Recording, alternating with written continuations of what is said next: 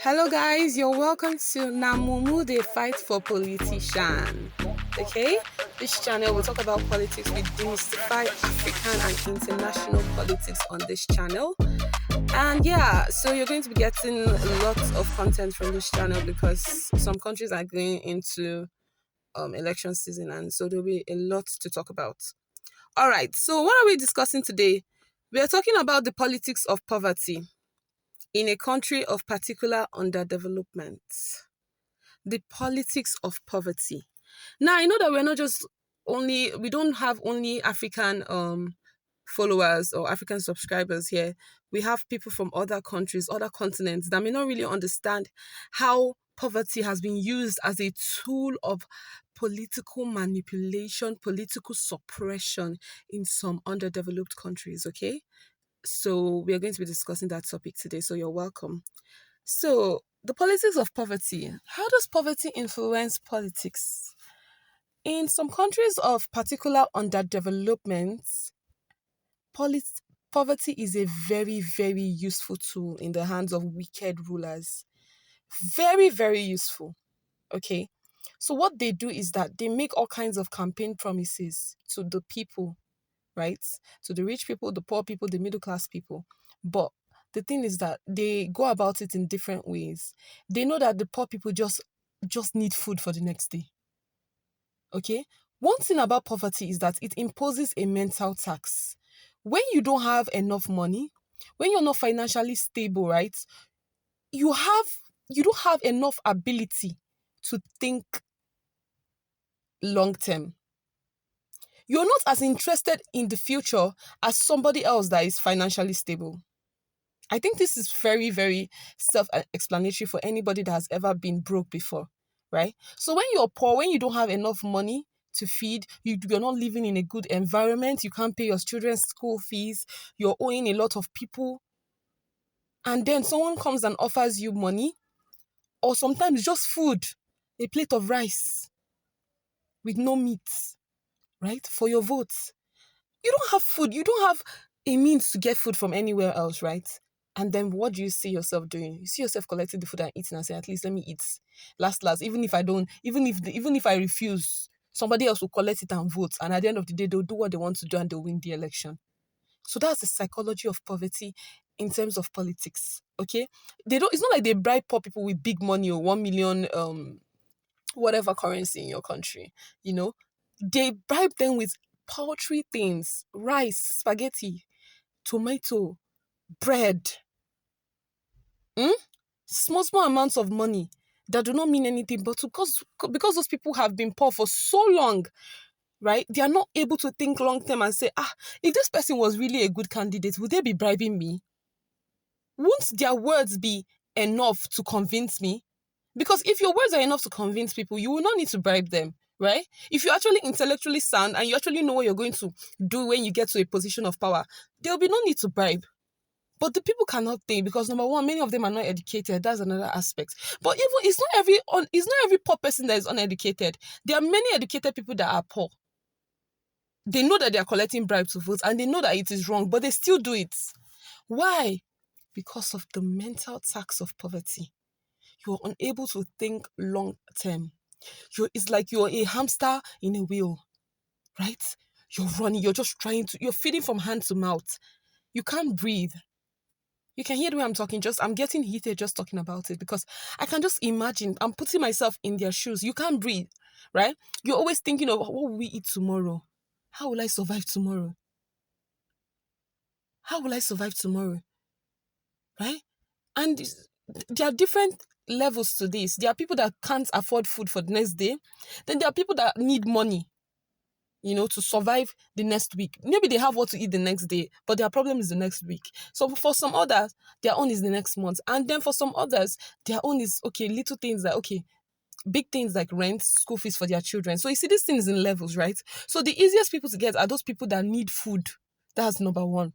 Then the second ones to get are those people that need small money, right? That can take them, cater to their needs for maybe 2 to 3 days. Then the third level are those ones that need a good amount of money to pay rent, to pay school fees for their children, So these people now that are, broke, that are going through a lot.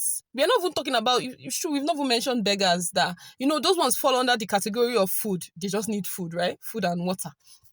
And if they are lucky, maybe during the election campaign, they'll be sharing t-shirts and caps. So they'll say, okay, now I've gotten a new shirt, I've gotten a new cap, I know it sounds really crazy, but trust me, this is the politics of poverty that we are talking about, right?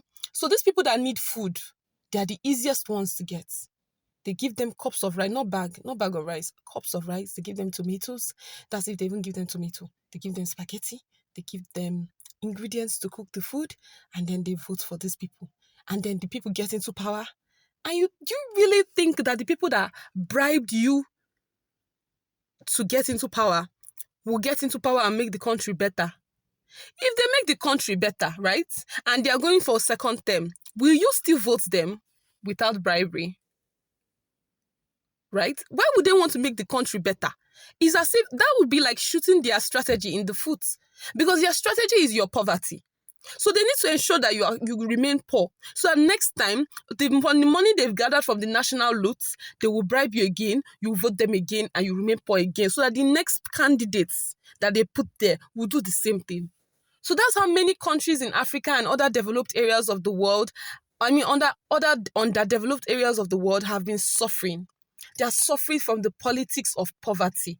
Every election cycle is the same thing. It's rinse and repeat. The same thing. Okay? The same thing. And then I know there are other people that say, okay, but what of people that want to vote the right people into power, but then voter suppression? Yes, that's another aspect that we're going to deal with in another video.